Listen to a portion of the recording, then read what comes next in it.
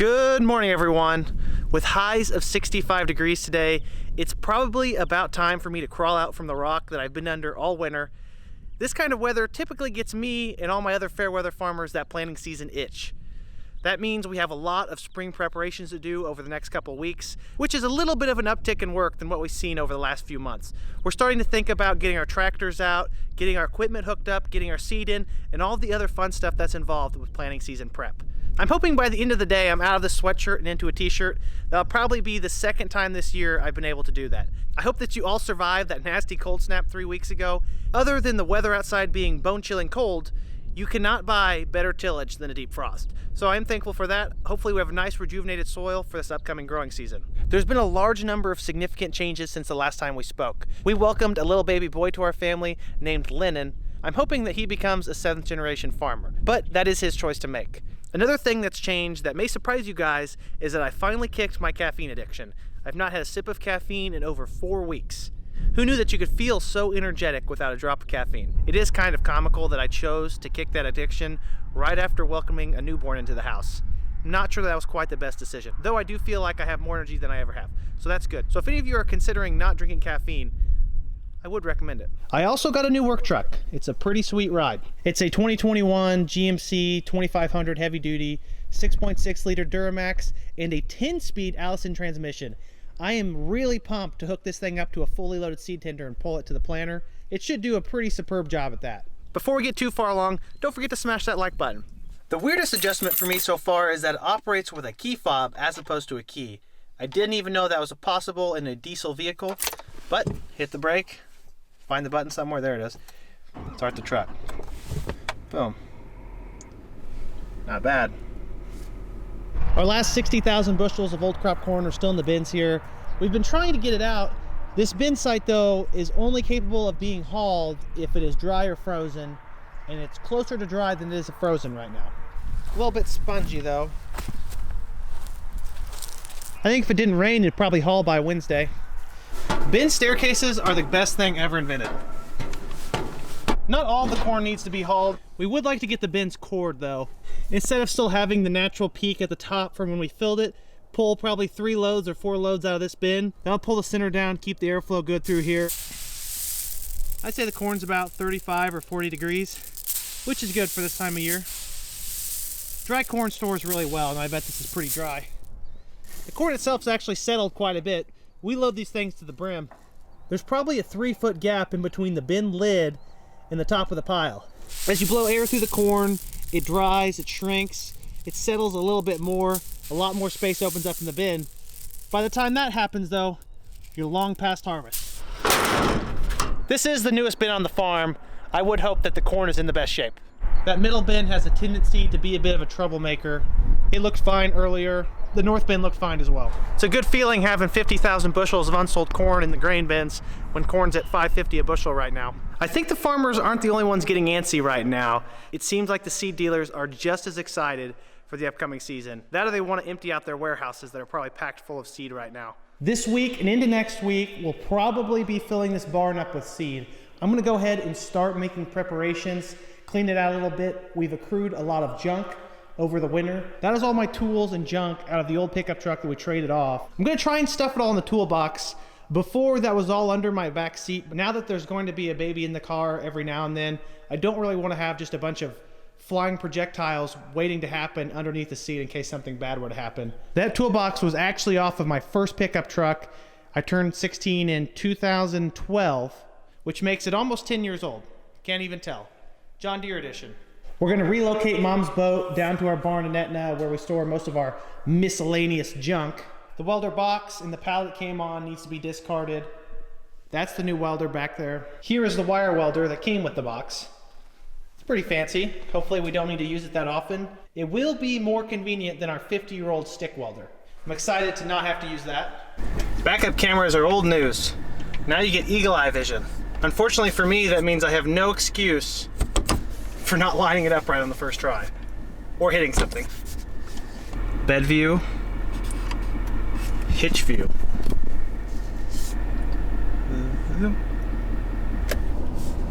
We are finally on the road. Nothing is ever quite as simple as it works out to be in your brain.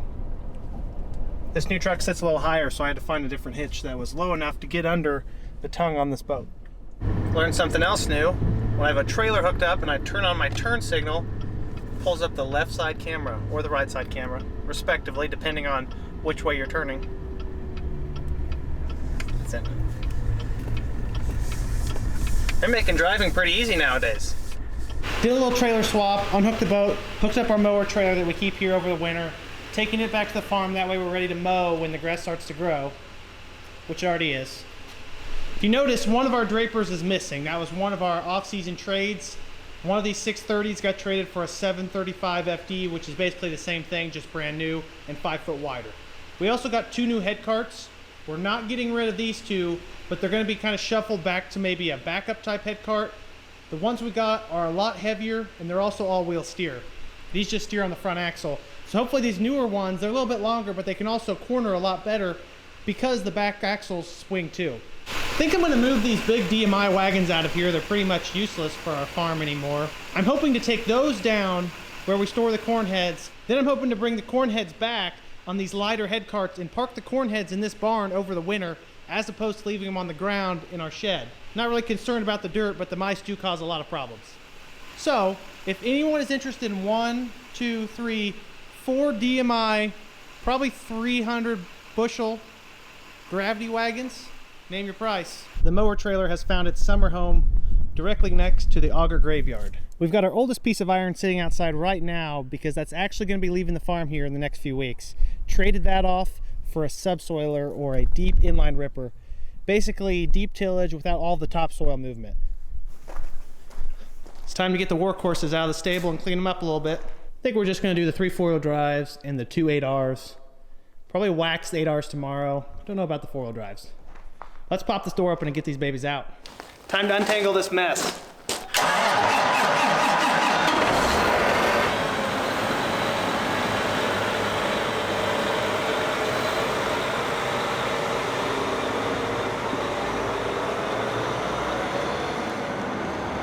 The faster I get this done, the quicker I can go eat lunch.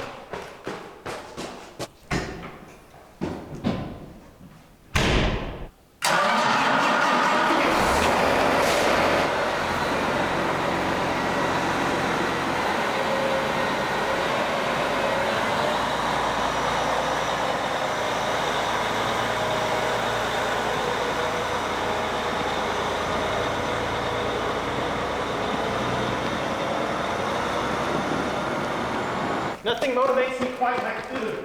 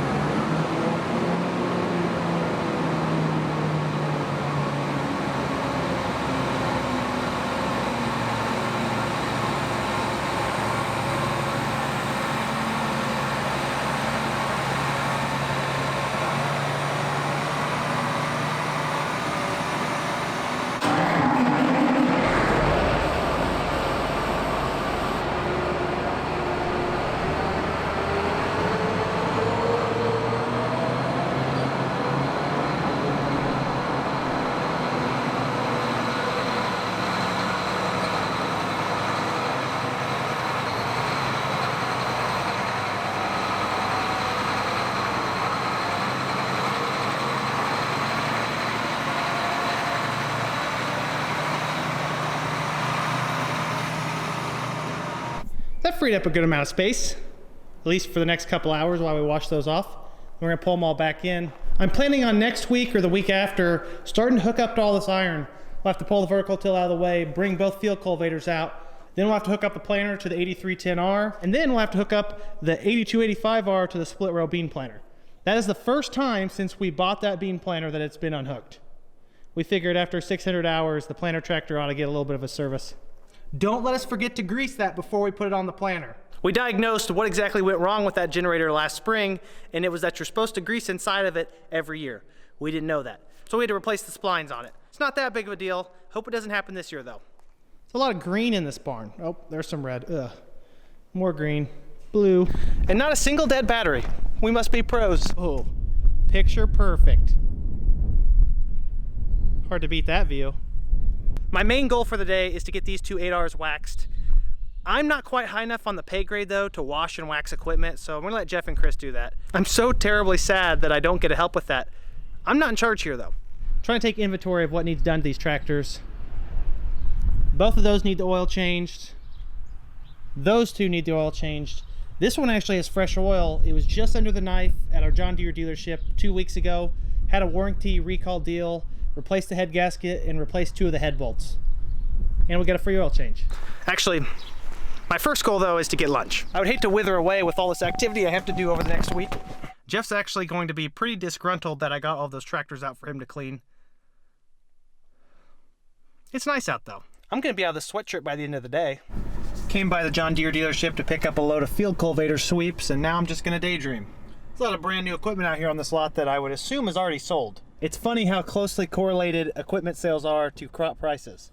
Driving around at a John Deere dealership and looking at new equipment, it's like going to a Porsche dealership and looking at new cars. It's gonna cost a lot of money. I believe one of those drapers back in there is the new 735 we're getting for next fall. Probably won't get it for a while though. For the most part though, these dealerships have cleaned out their lots other than the new stuff sitting in the back ready to be set up. Good year to be a Deere stockholder and a Deere dealership operator. Just got back from a supply run and picked up 180 field cultivator sweeps and a couple gallons of fuel for the forklift. These sweeps are the wear parts on a field cultivator, or a digger for you Westerners. Typically one set lasts about halfway through the season depending on how much ground we work and the condition of the ground when we work it. We start the year with sweeps that are all 90% plus in life, and then maybe, like I said, halfway through we'll start popping them off. We don't usually do them all at once. A lot of times we do them as needed. Some will just break on their own. Sweeps on different areas of the field cultivator also wear differently. This is not where I want these sweeps. This is where we have the forklift though. I want to take them over there. There's nothing good to unload them with. So I'm going to load them in the forklift, put some fuel in the forklift too, and we're going to throw her in high gear and take over to the red barn. That's where we keep most of our expendables. Man, the price of fuel has really gone up lately. Thanks, Obama.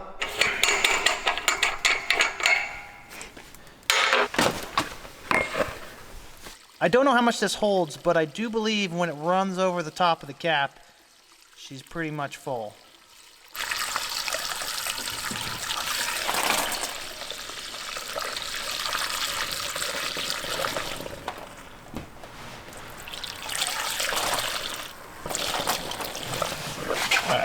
She's full.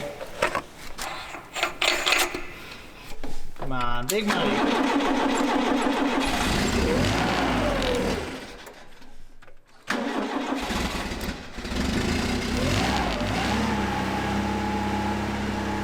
I think we're gonna have to narrow those.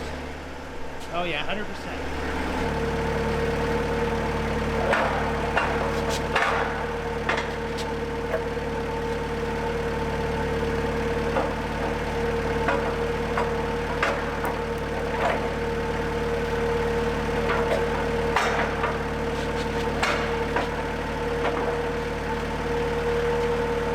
Never mind, that wasn't bad at all.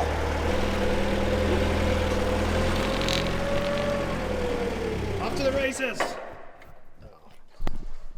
Okay, try this again.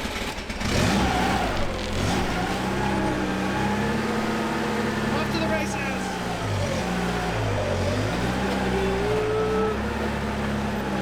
There's so much room for activity.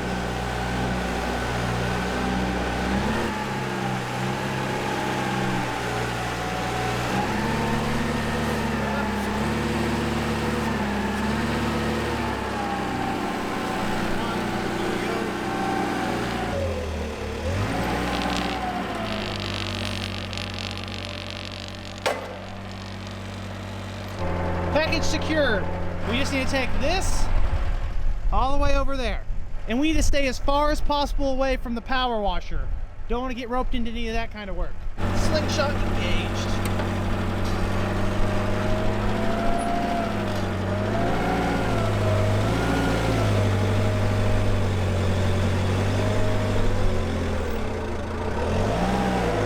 It's probably a good time to mention that the brakes do not work on this. So if we get too much speed, we're just gonna have to drop the package. Motorcycle weather.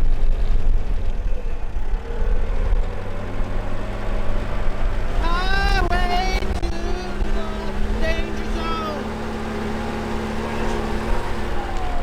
It feels like I'm driving a refrigerator down the road on wheels. This is not good. You can do it. You just gotta get up this hill and we're there.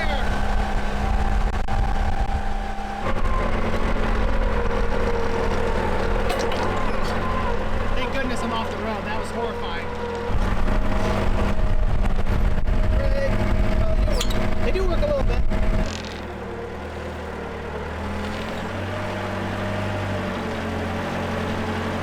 Find somewhere to sneak this in. Watch your head. Don't hit the conveyor. That looks good.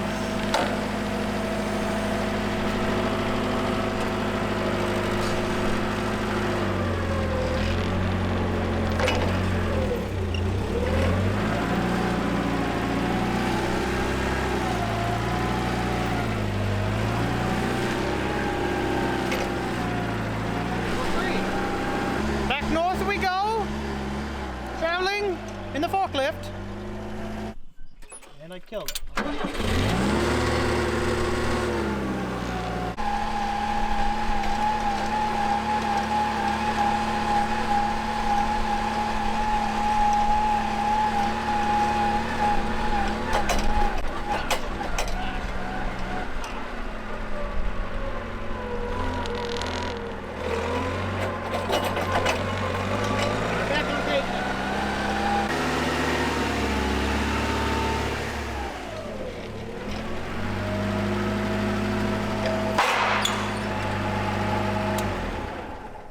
Yeah, she's not quite the sport model.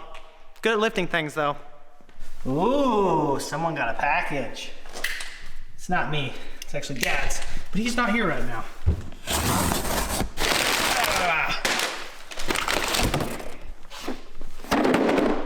A deep well impact socket set, 1/2-inch drive.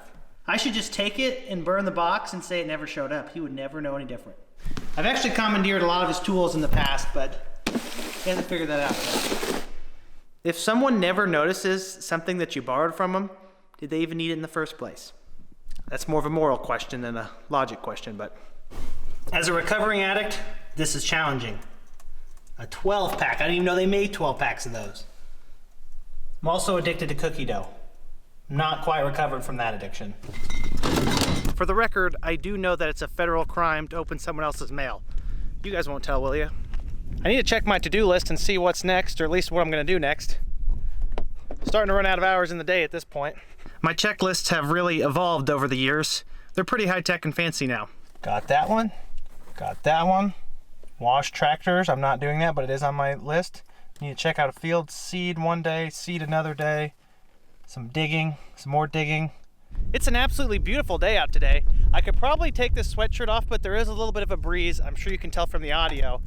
So I'm about perfect. Actually, I think I am gonna take this off soon. I'm starting to feel a little bit of accumulated warmth. Oh boy, I've got a lot of junk.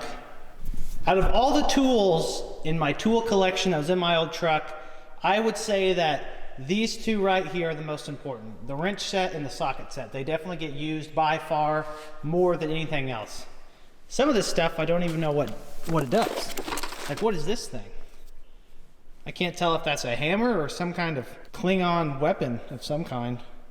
I was getting worried for a second that I was gonna have to go help clean off the equipment, but then I got a phone call that one of our seed guys is delivering a little bit of seed. It's not gonna be a ton. It's enough to keep me from having to wash though.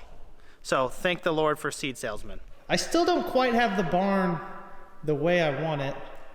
Preferably like to stack seed on that wall. For now, I'll probably just put it right there out of the way. Just getting the boat out of here makes the biggest difference. I should probably unplug this 220 drop cord. That'd really be a shock if I got into that with the forklift. Safety first. Back to the tool question. I actually may move this big crescent wrench up in the list. I forgot I had it. Although this one's kind of a piece of junk.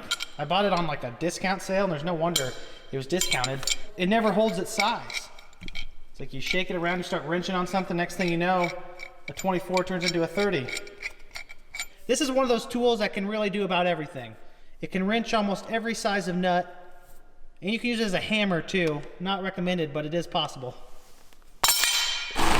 There's our seed just on time. Agrigold seed corn. Excited to try some of this out. Wow, he's done this a time or two. That's good.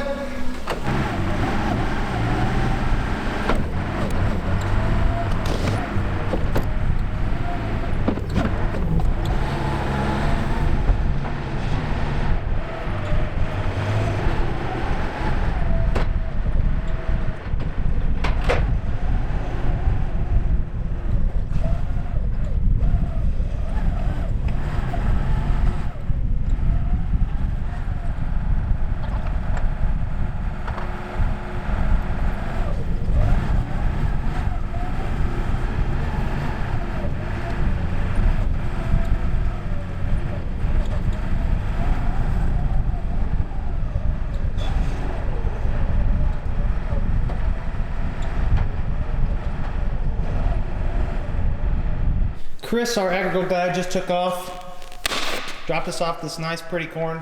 I like Agrigold's design. Very simple, but fitting. An ear of corn, just very nice. Got a 112-day double stack and a 114-day double stack. He said these both are going to be 300 bushel corn. I definitely made the mistake of thinking my little lap I took over to the red barn and back was enough to refreshen my forklift abilities. I was definitely wrong. I've got a lot of rust on me still. Hopefully next time there's seed dropped off, I have a better showing. We're gonna close up shop here at this barn, go check and see how the washing's going. Supposedly they've waxed 2 of the tractors already.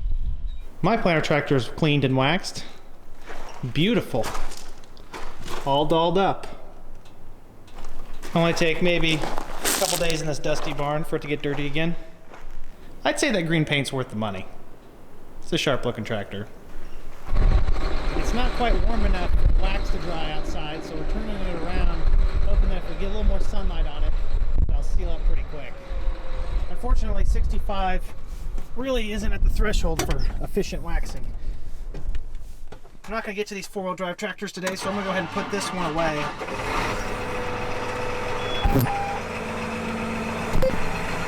Move it out of its marching line. Tomorrow is supposed to be just as nice, if not nicer than today. So we're going to park this right here next to the power washer. Jeff's going to wash it in the morning while it warms up a little bit.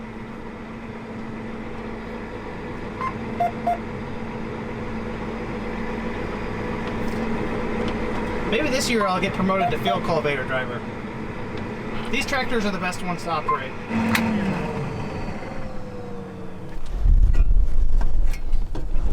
Most importantly, battery off. That's the secret to not having dead batteries all the time. Oh. I guess we're gonna leave the other 2 parked there and wash them tomorrow as well. This one's already been washed. Planning on waxing it probably, and we're just waiting on that one to dry. If you can't tell, I'm not a huge fan of washing and waxing. It's not that I don't like it, because they look great after it's done. I just don't like doing it myself. Here is our 2 new to us all-wheel steer head carts. I think these will be pretty slick next fall. The front tie rods basically hook into this big bar, runs to the back and hooks up to 2 more tie rods. And when the front turns, the back turns the right way as well to help bring the back end around. Supposedly you can get these into pretty tight spaces. If you can recall what our head carts looked like earlier in the video, these are probably twice as heavy built. And since we traded that 630 to a 735 FD, 5 foot of draper length does equate to a lot more weight, and the drapers we had were already almost too heavy for those carts. We're gonna feel a lot more comfortable pulling it around on this big heavy thing. That's a mean looking tractor. Wish he had some more horsepower. Got all the looks in the world though. The notorious tractor shuffle. It's just a small little guy. Time to lock them up. Both planter tractors are done. We can hook them up now. The finished product definitely makes the work worthwhile. Tractor has a nice shine to it. Alrighty, where are we going to park this tractor? Well, a game of Tetris in the barn today. We'll pull it right in there.